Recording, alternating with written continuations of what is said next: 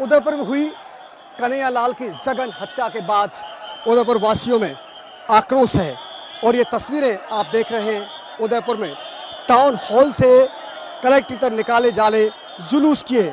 आक्रोश का अंदाजा इस बात से लगाया जा सकता है कि लगातार आयोजक कह रहे हैं कि कोई घोष ना लगाएं, लेकिन लगातार लोग नारेबाजी कर रहे हैं, आरोपियों के खिलाफ सख्त कार्रवाई की मांग कर रहे हैं। फांसी से कम कुछ मंजूर नहीं है। और ये तस्वीर आप देख रहे हैं, पहले संत समाज के लोग चल रहे हैं, इसके बाद पूरा हुजूम उमड़ रहा है, मानो पूरा उदयपुर आज सड़कों पर आ गया हो। और उनकी एक ही मांग है कि हर हाल में आरोपियों के खिलाफ सख्त कार्रवाई की जाए, उनको फांसी की सजा दी जाए। और चूंकि जिस तरह जांच में लगातार कड़ी से कड़ी जुड़ती जा रही है, 2 लोगों को गिरफ्तार किया गया है, 3 लोगों को डिटेन कर लिया गया है और इसके तार पाकिस्तान से जुड़ते हुए नजर आ रहे हैं।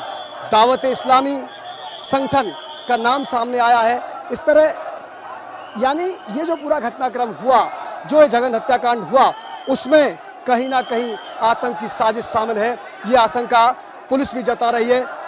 लिहाजा जांच का दायरा बढ़ाया जा रहा है, लेकिन लोग हैं कि इस जघन्य हत्याकांड को अपने जहन से भुला नहीं पा रहे हैं और उनकी यही मांग है कि जिस तरह यहाँ उन्मादी सोच पनप रही है, जिहादी सोच पनप रही है, वो इस देश के लिए घातक है, समाज के लिए घातक है, भाईचारे के लिए घातक है, सांप्रदायिक सौहार्द के लिए घातक है। क्योंकि उदयपुर की जनता ने कभी ऐसा नज़ारा नहीं देखा, उदयपुर के लोगों ने कभी नहीं देखा कि इस तरह की हत्या हुई हो, गर्दन काट दी गई हो। नहीं देखा लोगों ने, पहली बार हुआ ऐसा उदयपुर में। और आज पूरा उदयपुर सड़कों पे उतर के आया उदयपुर पूरा। क्या मांग है? ये तो यही मांग है, सख्त सजा की मांग है, सजा के हकदार है ये। लोग कह रहे हैं फांसी की सजा कम से कम होनी चाहिए, फांसी का हकदार होने चाहिए। ये लोगों का गुस्सा है, उनका कहना। और देखिए तस्वीरें आप लगातार देखिए, पूरा उदयपुर आज सड़कों पर है, भगवा ध्वज हाथ में है, तख्तियां लिए हुए लोग हैं जो साफ संदेश दे रही हैं कि कन्हैया के हत्यारों को फांसी। जो हर हाथ में या तो ध्वज है या फिर तख्तियां लिए हुए हैं और एक एक तख्ती अपने आप में मैसेज है। एक तख्ती आप देखिए लिखा है, राजस्थान सरकार हिंदुओं को सुरक्षा दो, यानी कि हिंदू ये मैसेज देना चाहते हैं गहलोत सरकार को कि हम खुद को सुरक्षित नहीं पाते हैं। तमाम तख्तियां आतंकवाद को मिटाने की ओर इशारा कर रही हैं, कन्हैया के आरोपियों को, कन्हैया के हत्यारों को फांसी की सजा की मांग कर रही हैं और पूरा हर आंख में गुस्सा है। जैसा कि मैं कह रहा हूं कि मौन जुलूस है, लेकिन जब जब उनके जहन में इस जघन्य हत्याकांड की यादें आती हैं, वो खुद को रोक नहीं पाते और नारा लगाते हैं, आरोपियों के खिलाफ सख्त कार्रवाई की मांग करते हैं। चूंकि आज सीएम अशोक गहलोत का भी दौरा यहाँ होना है, परिजनों से मुलाकात करेंगे, लिहाजा सुरक्षा के पुख्ता बंदोबस्त किए गए हैं। दूसरी ओर आप नज़र डालेंगे तो पुलिस लगातार जुलूस के लोगों के साथ चल रही है, पूरे शहर में फोर्स डिप्लॉय कर दी गई है, क्योंकि ये मौन जुलूस है और इसके बाद ये निकलेगा कलेक्ट्रेट जाएगा। इसके बाद सीएम का कार्यक्रम है, वो आज परिजनों से मुलाकात करेंगे। परिजनों से मुलाकात करने के बाद उनका अजमेर जाने के कार्यक्रम में, अजमेर में घायल पुलिसकर्मी जो कल राजसमंद में प्रदर्शन के दौरान घायल हो गए थे, उनसे भी मुलाकात करेंगे। लेकिन सवाल सिर्फ एक ही है लोगों का, आम जनता का, ये तमाम जुलूस में शामिल लोगों का, इस राजस्थान के निवासियों का, हिंदुस्तान के निवासियों का, कि आखिर इस जिहादी सोच को जन्म कौन दे रहा है, कौन है जो इस कट्टरवाद को पनपा रहा है, जिसके चलते एक निर्दोष व्यक्ति की गला काटकर निर्मम हत्या कर दी जाती है। क्योंकि जो गौस मोहम्मद और रियाज अत्तारी सामने आए हैं, वो तो वो मोहरे हैं जो सामने आ गए। आखिर उनके जहन में इतना जहर भरा किसने, आखिर उनकी उस सोच को इतना कट्टर बनाया किसने?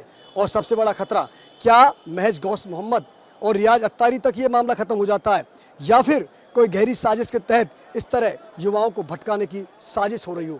क्योंकि जिस तरह इसके तार लगातार पाकिस्तान के आतंकी संगठनों से जुड़ रहे हैं, वो एक बड़ी गहरी साजिश की ओर इशारा कर रहे हैं और उन्होंने गढ़ बनाया है राजस्थान के उदयपुर को। क्योंकि लगातार जो घटनाएं होती गई, चाहे करौली के दंगों की बात करें, इसके बाद जोधपुर में सांप्रदायिक हिंसा की बात करें, भीलवाड़ा में हिंसा की बात करें, भरतपुर में हिंसा की बात करें, और अब ये उदयपुर में जो घटना हुई है, सभी को हिलाकर रख दिया है। यहाँ तो जो तालिबानी रूप देखने को मिला, जिस तरह जघन्य हत्या को अंजाम दिया गया, एक साजिश रची गई, उससे पहले वीडियो वायरल किया गया। यानी इस हत्या के साथ साथ जो दहशतगर्द हैं, वो लोगों के दिलो दिमाग में दहशत भी फैलाना चाहते हैं, डराना चाहते हैं। ये उनकी साजिश थी। यही वजह है आज लोग सड़कों पर हैं। उनका ये भी कहना है कि केवल आरोपियों को सजा तो दिलानी है ही, इसका पर्दाफाश भी करना है। कौन लोग हैं जो इस हिंदुस्तान में इस तरह की साजिशें रच रही हैं। आखिर उदयपुर जैसी नगरी जो अपने शांत स्वभाव के लिए जानी जाती है, हिंदुस्तान के नक्शे पर पर्यटन नगरी के रूप में छाप छोड़ने वाला उदयपुर आज सड़कों पर है। वजह इस जघन्य हत्याकांड का जो अंजाम दिया गया है, जो कृत्य किया गया है, उसको लेकर हर व्यक्ति स्तब्ध है। 3 दिन से दुकानें नहीं खुली हैं, 7 क्षेत्रों में कर्फ्यू है, पूरे राजस्थान में धारा 144 1 महीने की लगा दी गई है। आज दोनों आरोपियों को कोर्ट में पेश कर दिया गया है। एनआईए ने पूरा मामला अपने हाथ में ले लिया है, लिहाजा अब एनआईए भी इस पूरे मामले की जांच करेगी।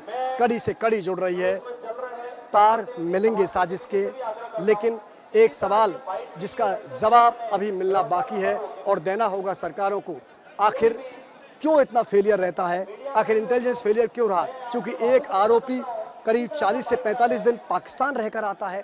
यहाँ पर रियाज अत्तारी पहले एक अन्य मकान में रहता है, इसके बाद उमर मोहम्मद के मकान में आता है सिर्फ 12 जून को, और अगले चंद दिनों में इस हत्याकांड को अंजाम देता है। साफ दर्शा रहे हैं कि कड़ी से कड़ी जुड़ रही है।